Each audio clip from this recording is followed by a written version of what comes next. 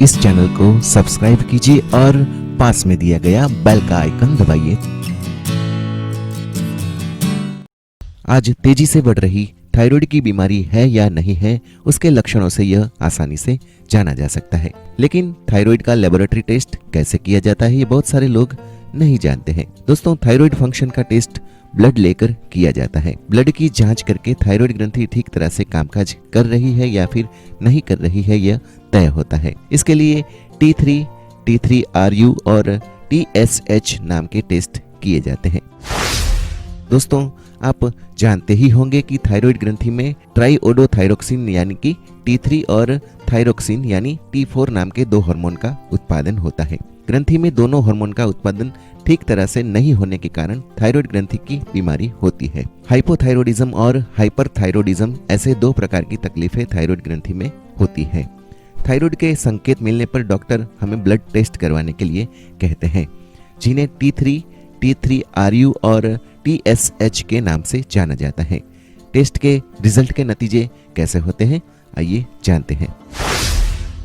दोनों प्रकार के टेस्ट एकदम से सामान्य होते हैं। दोनों टेस्ट साथ में ही किए जाते हैं। T4 टेस्ट को थायरोक्सिन का टेस्ट भी कहा जा सकता है। T4 का स्तर अगर ऊंचा हो तो ओवर एक्टिव थायराइड यानी हाइपरथायरॉयडिज्म कहलाता है। इस स्थिति में चिंता, वेट लॉस, कपकपी और डायरिया हो जाता है। शरीर में T4 प्रोटीन की मदद से बंधे होते हैं। TSH टेस्ट की अगर हम बात करें तो रक्त में थायराइड को उत्तेजित करने वाले हार्मोन का स्तर वह नापता है।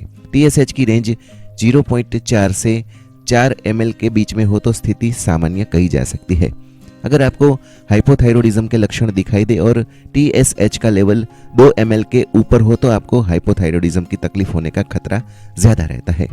इसके लक्षण में वजन में बढ़ोतरी, थकान, डिप्रेशन और बाल एवं नाखून टूटते दिखाई देते हैं। इस स्थिति में डॉक्टर हर साल एक बार थायराइड का टेस्ट करने की सलाह देते हैं। इसके साथ आपको दवाइयां भी दे सकते हैं। T3 का परिणाम कैसा होता है, आइए जानते हैं। T3 के टेस्ट में ट्राइओडोथायरोक्सिन नाम का हार्मोन का स्तर नापा जाता है। T4 और TSH हाइपोथायरॉयडिज्म को दर्शाते हैं। वैसे ही T3 का टेस्ट ओवर एक्टिव थायराइड की ग्रंथि को दर्शाता है, जिसे हाइपरथायरॉयडिज्म कहा जाता है। T3 के रिपोर्ट का परिणाम जब आता है तब उसमें T4 और TSH के स्तर ऊंचे नहीं होते हैं। T3 की नॉर्मल रेंज 100 से 200 नैनोग्राम हार्मोन प्रति डेसीलीटर ऑफ ब्लड होनी चाहिए। इससे ऊंचा प्रमाण होता है तो वह बहुत ही गंभीर कहलाता है। T3 रिसिन अपटेक का टेस्ट कैसे होता है, आइए जानते हैं। दोस्तों, यह भी एक ब्लड टेस्ट ही होता है। हार्मोन की बाइंडिंग क्षमता की जिसे थायरोक्सिन बाइंडिंग ग्लोबुलिन यानी कि TBG कहा जाता है, उन्हें इस टेस्ट में नापा जाता है। अगर T3 लेवल ऊंचा है तो TBG क्षमता नीचे ही रहती है। TBG का स्तर नीचा होता है तो किडनी में समस्या कर सकता है। शरीर को प्रमाण में प्रोटीन नहीं मिलता है। TBG का ऊंचा स्तर शरीर में एस्ट्रोजन के बढ़ते प्रमाण को निर्दिष्ट करता है। इन परिस्थिति में प्रेगनेंसी में समस्याएं हो सकती है।